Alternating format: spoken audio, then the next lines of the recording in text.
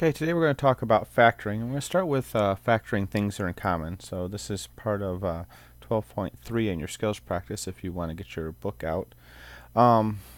So when we factor in things in common, we're looking for, as it says, things that are in common. So first off, I want to show you the distributive property one more time. So let's say I have something like this, 4 parentheses x minus 5. And the distributive property says I take what's out front and I multiply it to everything inside. So we get 4 times x is 4x, and 4 times negative 5 is negative 20. Now factoring is simply going in reverse. Okay, we're going to start with what our answer used to be from the distributive property, and our new answer is going to have the parentheses put back in. So we're just undoing the distributive property. So if I start with 4x minus 20, I'm looking for things that are in common. Well, if I divide 4 by 4 and 20 by 4, 4 is in common because these are both divisible by 4. So we're looking for what we call factors. Factors are numbers that you can multiply. So the factors of 4 are 1 and 4, because 1 times 4 is 4, or 2, because 2 times 2 is 4. Over here, we get, I'm going to write them up. So we got 1, 2, and 4. For 20, you can have 1 times 20, you can have 2 times 10, and of course you can have 4 times 5. And what we're looking for is what's called the GCF, or greatest common factor. So the number that's biggest. In this case, the biggest number is 4. That's in common. So we're looking for the greatest common factor, and that's the number we put out front. So we put the number 4 out front, put the parentheses back in, and now it's distributed property all over again. So you ask yourself, 4 times what number gives us this? Well, the number that we need is x. Remember, x is a number.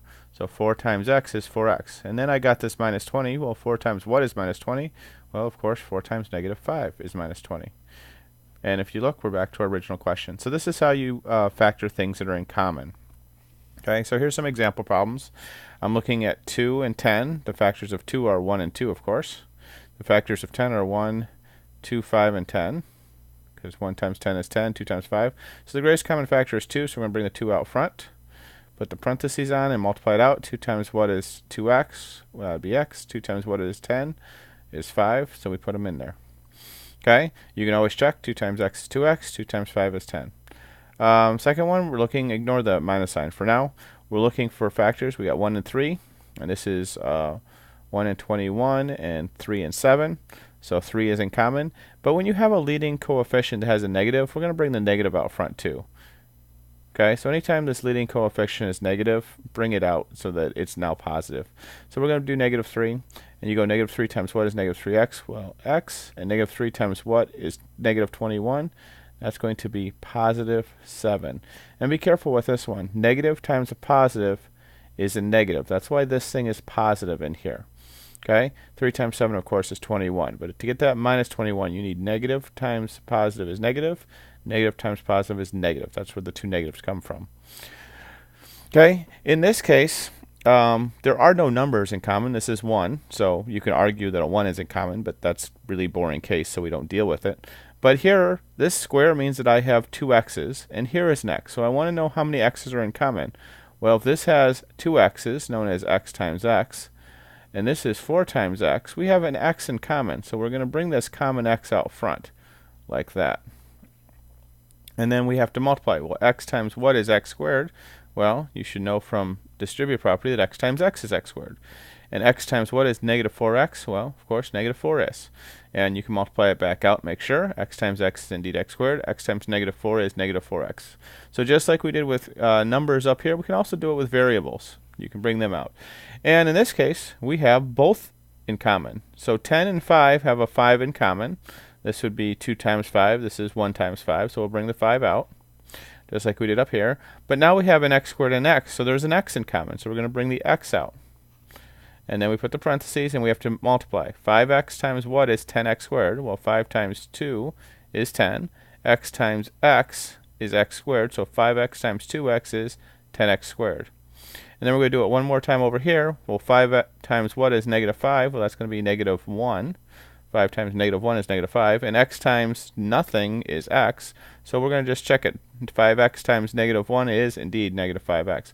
So here's our answer. Okay, and in this case it's a trinomial. Doesn't change the rules, but you have to make sure it's in common with all of your terms. It's always all of your terms. So here I have an x, an x, and an x. All three of these have x's in it, so we're going to bring the x out front. And we're left with x squared, because this is 1x, and this is 2x. That's where you get the 3 x's from. X times x squared is x to the third.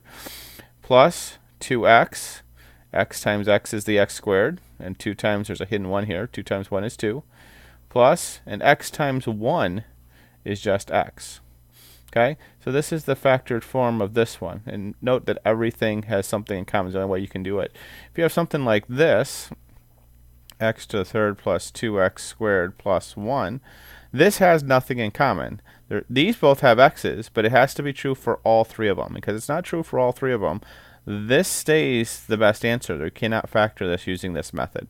In order to be in common, all three must have something in common. Okay, I want to show you one more example. Let's say I have something like x to the fourth minus x squared. In this case, there are x's in common, but this has 4 x's, this has 2 x's, so we're going to bring 2 x's out. Okay, so you can have more than one x when you bring it out. In this case, I have 2 x's out. So multiplying this out, x squared times what is x to the fourth? Well, I have 2 x's. I need 4, so I need 2 more. So 2 x's and 2 x's give us the 4 x's. And then x squared times 1, or in this case negative 1, will give us negative x squared, because x squared times 1 is x squared, and I need negative, so x squared times negative 1 is negative x squared. So this is the way that one factors. Okay, so if you have questions, please make sure you ask, and go practice your skills practice.